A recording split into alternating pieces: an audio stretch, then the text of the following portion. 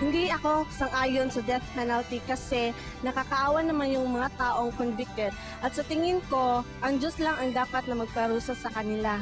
Sang-ayon ako sa death penalty upang mawala ang mga masasamang loob at magsisilbing halimbawa sa mga masasamang tao. Hindi ako sang-ayon sa death penalty dahil labag sa 10 kautusan ng Diyos ang pumatay ng tao.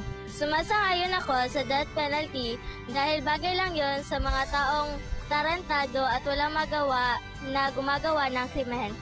Totoo ako sa death penalty dahil hindi ang tao ang pumapatay sa kapwa-tao.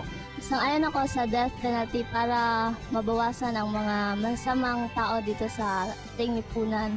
Hindi ako sang-ayon sa death penalty dahil yung mga taong nagkasala ay di dapat na may karapatan ding mabuhay sa lipunan at pwede rin silang patawarin. Sangayon ako sa death penalty para maging peaceful ang ating lipunan. Di ako sang-ayon sa death penalty dahil dapat natin silang pagbigyan ng 2 pagkakataon para magbago.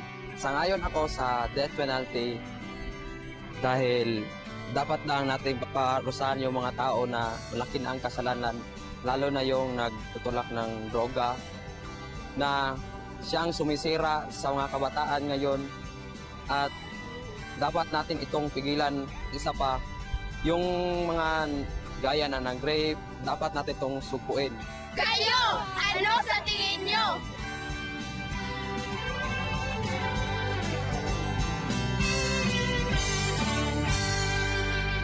Ang Kabataan Express ay hatid sa inyo ng UNICEF.